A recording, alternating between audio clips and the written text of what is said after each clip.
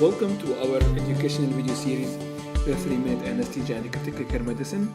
Today we're going to talk about the white hemithorax.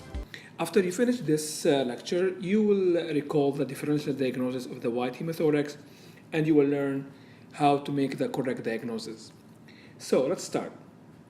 First, the white hemithorax is a common scenario in the ICU. And there are three main differential diagnoses for the white hemithorax.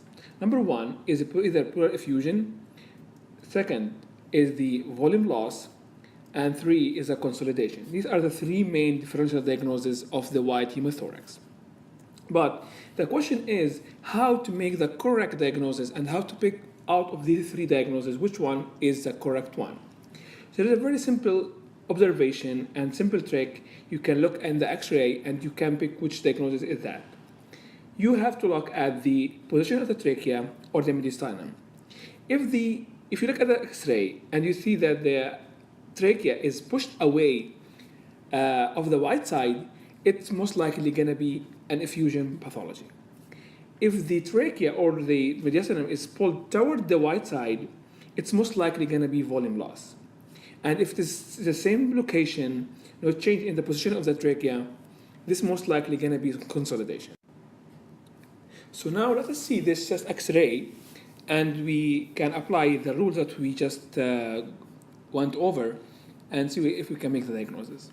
So what is the most likely diagnosis in this case? So we're going to check the position of the trachea or the mediastinum. As you can see here, the trachea is shifted to the left toward the white side, and if you see here also that the right side of the heart also is shifted to the left.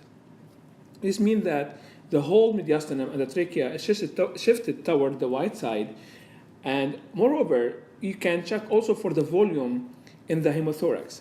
And in this case there is a signs where there is a volume loss. If you see the interspace between the ribs, there is a narrower spaces on the left side, which point out there is a shrinkage of the volume in the left side compared to the right side.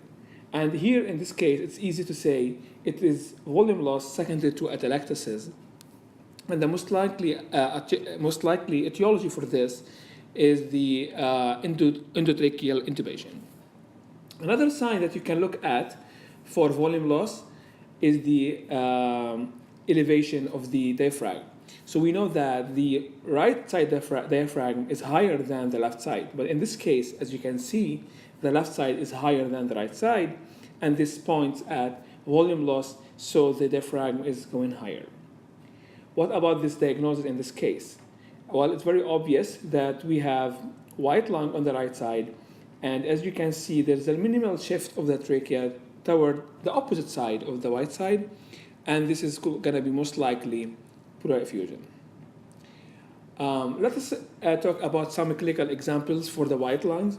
So the basic rule is we have to check for the position of the trachea. And first example, if the trachea is pushed away from the white side, and this is the most likely cause usually is the pleural effusion. Another cause could be the diaphragmatic hernia, or there is a large mass on the side. If the trachea is pushed toward the white side, and we can say it is a volume loss, and the examples are atelectasis or collapse of the lung, if there is post-pneumonectomy, and if there is like congenital pulmonary hypoplasia or agenesis. And the last example was, I said, the central position, it is secondary to consolidation. And the examples could be ARDS, could be pneumonias, or aspiration.